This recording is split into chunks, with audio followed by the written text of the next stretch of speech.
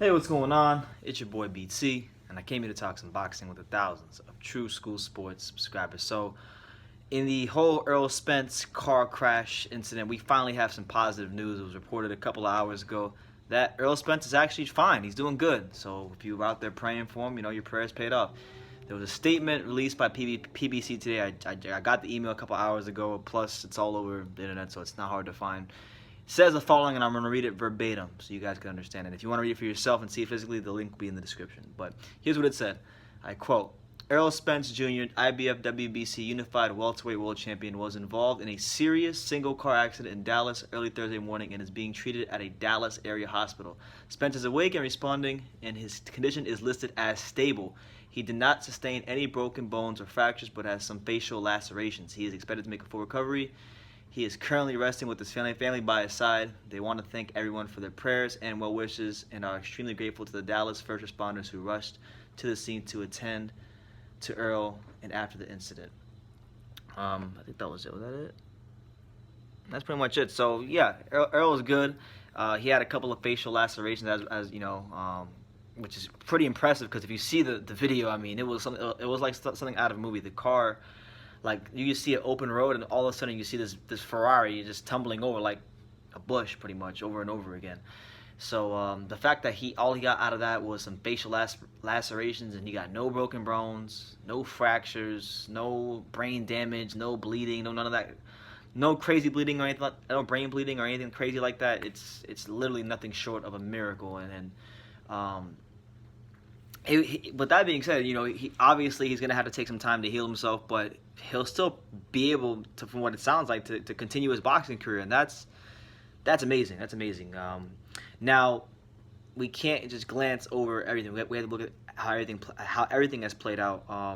There is reports that he is more than likely going to be charged with a DWI. He was driving under the influence. So, it's a known fact. Literally like 2 days before any of this happened, I posted the clip of Errol Spence when he was like, I guess, drunk or high, whatever he was the other day. And there's always been these rumors that Errol Spence drinks too much and he has a problem with it. And listen, everybody got their demons. I have mine. I'm sure you guys watching have yours. He has his. But he's got to move. I mean, listen, it's not for me to say what he should do, but it wouldn't be the worst thing in the world to get a driver.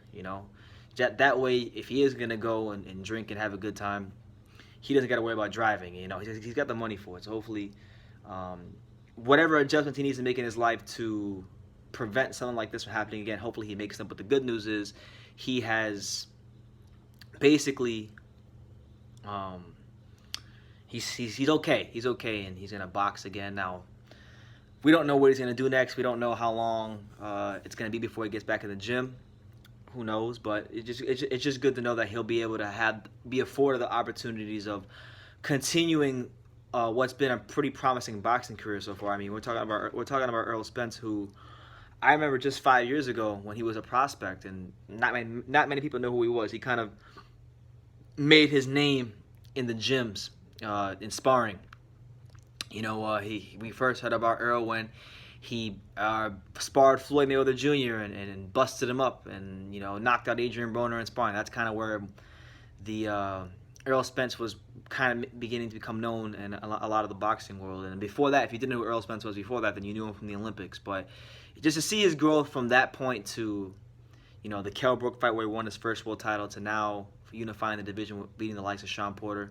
And I thought he fought an excellent fight against Sean Porter. He's definitely has a claim. I don't think, personally, I don't believe he's the best welterweight, but he has a claim. If you said Errol Spence is the best welterweight in the division, I wouldn't get mad at you. But he's really on that cusp. He's on that cusp of superstardom. Where he's definitely. If you watch, listen. If you're someone like myself or you follow boxing at all, you know who Errol Spence is. But he's slowly but surely becoming a bigger star. He's fighting at Cowboy Stadium. He was, got some big time options as far as opponents. Guys like Manny Pacquiao, guys like Terrence Crawford, guys like that. You get this big Sean Porter rematch if they decide to go that route. You still have Keith Thurman around, so he's got an excellent career in front of him, and I hope that this doesn't affect him too much as far as his career is concerned. He's not the first fighter since at least since I've been on YouTube. There's been plenty of fighters who have gotten into car accidents.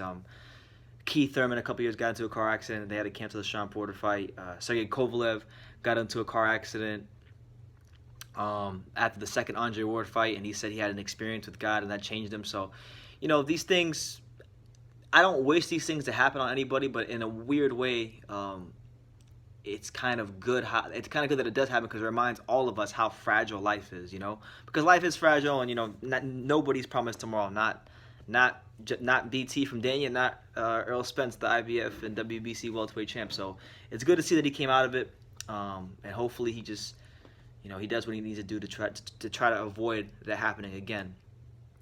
But yeah, you guys let me know what you think in the comments down below. If you've been praying for Errol Spence today, then good on you. I prayed for him earlier, so good on you if you prayed for him, or you encouraged him, or just put some positivity out there because there's so much negativity in the world. And I even, it's funny. Before I end the video, I'm on social media all the time, so I see things. And just because I don't comment on people's boxing posts on Facebook doesn't mean I don't see them.